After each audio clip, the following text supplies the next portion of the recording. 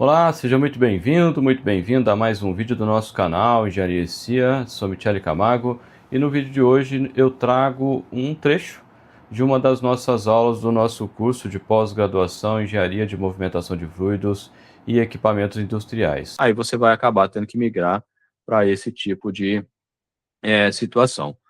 Falando um pouquinho agora, aqui eu vou passar bem rápido, porque aí o ideal é quando você passar por esse problema, você pegar os manuais dos fabricantes. Normalmente eles têm, né, o tal do troubleshooting, né, ou os problemas mais comuns, e aqui, de certa forma, é uma coletânea, né, que eu peguei de vários fabricantes e coloquei aqui, né. Então, meio que alguns desses problemas praticamente vão estar em todos os manuais, bons manuais, né, de bomba. Então, o sintoma, né, ele não tem descarga após a partida. O que pode ser? Bom, como a gente já comentou, pode ser a bomba não escorvada. Eu posso ter ar na tubulação. E eu comentei com vocês lá de um treinamento que nós fizemos, aonde a bomba tinha engate rápido, né? O pessoal usa muito em evento, né? Uma empresa de eventos, que traz a infraestrutura dos eventos aí que a galera gosta de ir, né? E nesse tira mangote, coloca mangote, acabou entrando o ar dentro da bomba, a gente não percebeu, ligamos a bomba e ela ficou rodando lá e não acontecia nada, né, não bombeava nada. E, e como a gente não estava vendo, né, a água saindo, a gente ficou lá que nem idiota lá esperando encher a caixa d'água e nunca que enchia a caixa d'água porque justamente tava tendo ar e não puxava, né? Então o rotor girando ao contrário também pode ser a situação. E aqui o rotor girar ao contrário, para uma boa parte das bombas, é um problemão.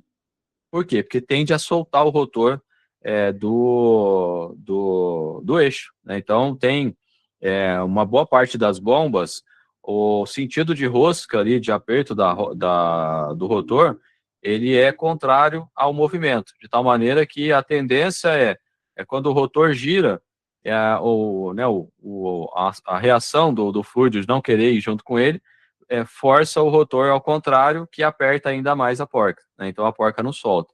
Se você girar ao contrário, no primeiro momento, se não acontecer nada catastrófico, como, né, eu já até expliquei para vocês lá, do caso do triângulo de velocidade e tudo mais, como a parte hidráulica vai ser prejudicada, pode ser que saia um pouquinho de vazão, ou pode ser que aconteça de não sair nada, vai depender né, aí tem que investigar para ver. Isso, girando para o lado oposto, tem esse problema. Se for só pouquinha água ou nenhuma água, ok. O problema é que se o rotor soltar, aí você vai ter roçamento, né, que o eixo vai continuar girando, e aí você pode perder o eixo e o rotor do equipamento por conta disso, né? Esse seria uma situação mais catastrófica que acaba destruindo aí alguns equipamentos. O rotor com peso preso, né, ou travado, né, de repente entra ali um particulado que não dá, uma pedra, por exemplo, e entra no vão ali, né, na folga e trava o rotor da bomba, ou a sucção bloqueada também pode ser uma situação. Então aqui é verificar o escovamento, né? Então basicamente é ver o que está acontecendo aqui. Checar sentido de rotação, inspecionar a válvula de sucção e verificar a obstrução no rotor. Normalmente são situações críticas, né? Que tem que se atender de maneira mais rápida. Bom, a questão, o que vocês vão perceber aqui, né? Qual o ponto-chave aqui? Se você verificar, você vai identificar aqui que tem problemas diferentes que podem ter a mesma origem.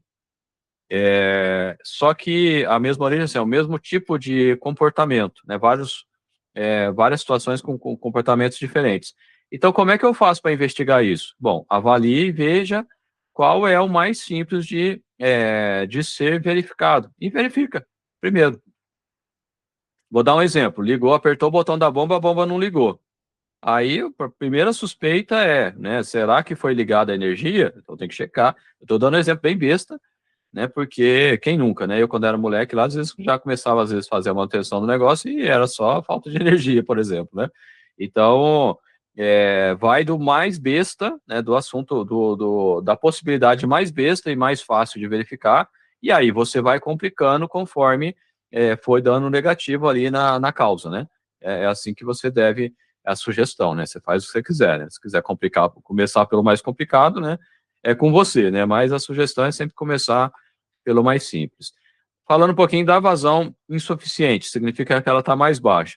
Então, eu posso ter um rotor desgastado, né, igual aquelas imagens que eu mostrei para você lá do rotor com cavitação, que eu até brinquei que é o rotor língua de cobra, né?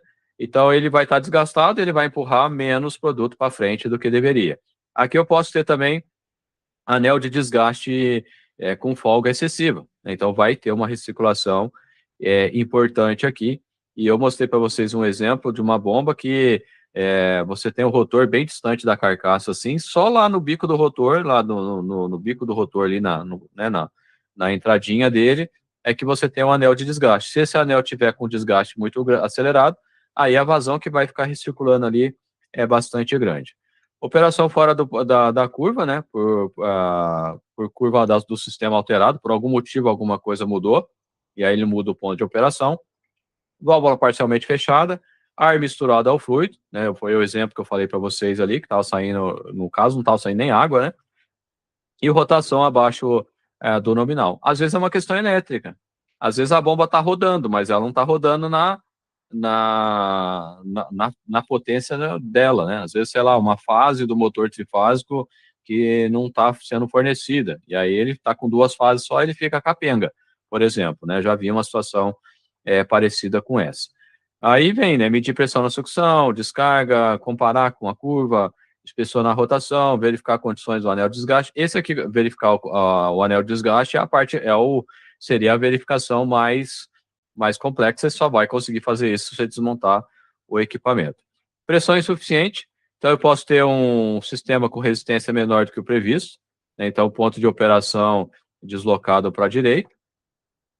O rotor com diâmetro menor que o especificado, a viscosidade menor que é considerada no projeto. Então, ou seja, lembra daquela questão lá da correção da viscosidade, né, lá da curva, né, da correção da curva por conta da viscosidade, pode acontecer. Eu acho que eu já comentei com vocês também, lá no que aconteceu comigo na Alfa Laval, que a gente fazia o cálculo lá do produto, nas condições, dava uma bomba de 100 cavalos, e o cara queria comprar uma de 150. Aí, quando eu insisti, aí ele me falou, não, pega aí, multiplica o peso específico por tanto. Aí, quando eu fiz isso, aí dava literalmente 145 cavalos, alguma coisa assim. Então, é só o cara que sabia desse detalhe, mas na ficha, tava falando que ia bombear água, né? Era uma cervejaria. Então, é meio estranho, né? É meio esquisito, mas acontece com bastante frequência. Bom, ações aqui plotar o ponto de operação real da curva, verificar o diâmetro do rotor instalado, né, que pode acontecer de estar um rotor menor ou maior do que deveria. Nesse caso aqui, com pressão insuficiente seria menor, né? E revisar os dados do fluido para ver se não tem nenhuma situação dessa. Uma outra situação, consumo excessivo de energia. A gente não vai falar muito dessa primeira parte, a gente vai falar mais de corrente alta. Isso aqui é o que o pessoal da elétrica, por exemplo, vai perceber.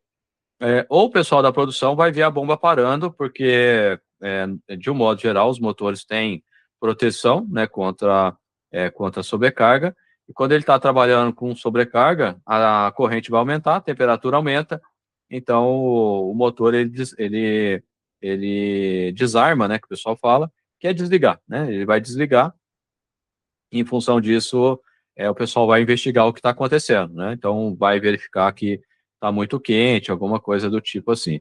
E quando é que acontece corrente alta ou, né, consumo excessivo de energia? Se a corrente está alta, o consumo de energia também está alto, né? O ponto de operação deslocado para altas vazões, em sistemas mais leve que o previsto. Então, o fluido mais leve que eu falo aqui é com a resistência menor, né? Ficou meio esquisito aqui, meio leve, né? Mas é isso que eu quero dizer aqui. Ou fluido mais denso que o considerado, né? Então eu tenho atrito mecânico elevado, estou fazendo mais força para empurrar o negócio. O mancal, atrito mecânico elevado, pode ser o mancal ou a vedação. Eu comentei com vocês também que eu teve um caso lá lá na empresa que eu trabalhava, que aconteceu, em que a bomba simplesmente não partia. E por que não partia? Porque ela não tinha torque suficiente para vencer a inércia do conjunto mecânico mais o selo mecânico duplo pressurizado. porque o selo mecânico ele tem duas faces ali, uma colada com a outra, e além disso você tinha uma pressão empurrando cada vez mais essas faces.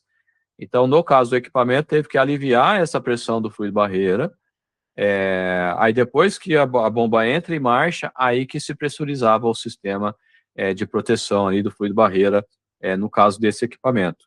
Então, né, não sei se foi a partir disso, mas de uns tempos para cá, os fabricantes de selo mecânico costumam informar qual é o torque necessário para o selo mecânico começar a rodar, né? Para justamente ser considerado lá na potência. Normalmente na bomba nem se fala de selo mecânico, só se especifica a bomba pensando nas condições de operação, né? Mas se você tiver selos mecânicos mais invocadões, digamos assim, tem que pensar, tem que parar para analisar essa questão do selo mecânico também. Principalmente o selo mecânico é o que vai dar mais esse tipo de problema. Poderia ser uma gacheta apertada demais também, né? Às vezes o pessoal aperta demais a gacheta lá, também poderia ser uma situação dessa aqui, né? E aí vem, né, verificar o ponto de operação real, checar a densidade do fluido, inspecionar a temperatura dos mancais e verificar a especificação do rotor. Muitas das vezes, o que você tem que fazer aqui? Uma solução simples, a primeira delas, né, é você restringir a descarga. Restringindo a descarga, vai passar menos vazão, então você vai forçar uma perda de carga maior, consequentemente, você joga o ponto de operação da bomba para a esquerda, né? Seria uma das primeiras coisas que você deve tentar, que é mais fácil, né? É só fechar a válvula de descarga um tanto lá e ver se a corrente, então você pode monitorar juntamente com o pessoal da elétrica, né? É você monitorar a corrente elétrica e verificar o quanto que a corrente elétrica reduz quando você reduz um pouco da vazão. E a vazão, reduzir a vazão, ela contribui bem mais do que o aumento de pressão. Então, por que disso? Como a gente viu lá em perda de cargas, né? A perda de carga é proporcional ao quadrado da velocidade. Então, se você reduz a vazão, você está reduzindo a velocidade proporcionalmente. Reduzir em 20% a vazão, você está reduzindo a velocidade em 20%. Só que lá na perda de carga, a vazão ela é contada ao quadrado. Então, você não vai ser 20%, vai ser 20% ao quadrado, que vai dar um número aí que tem que fazer a conta, né? Não sei de cabeça quanto que vai dar aí, né, desse valor. Mas vamos dizer que aí sobe para 40%, né, a redução. Então, aí você joga para uma condição mais favorável, né? Então, a variação da vazão, nesse caso, acaba sendo uma situação em que pode contribuir para você jogar o ponto de operação. Qual que é a parte ruim? A parte ruim é o que o processo vai reclamar, né? Se a vazão que está sendo bombeada é uma vazão apropriada para o processo, então o pessoal, ao reduzir a vazão, vai atrapalhar o processo, vai demorar mais tempo para fazer a mesma coisa. Só que aí o pessoal de operação vai reclamar que vai mexer na produtividade da empresa, né? Então, acaba sendo o mais fácil, mas pode virar um problemão, né? Justamente pela questão econômica envolvida. E esse foi o nosso vídeo de hoje, espero que vocês tenham gostado. E se você tiver interesse, né, na pós-graduação, Engenharia de Movimentação de Fluidos e Equipamentos Industriais, você pode consultar os detalhes na página engenhariaecia.com/pós ou entrar em contato com a gente via WhatsApp, beleza? Um abraço e até a próxima oportunidade.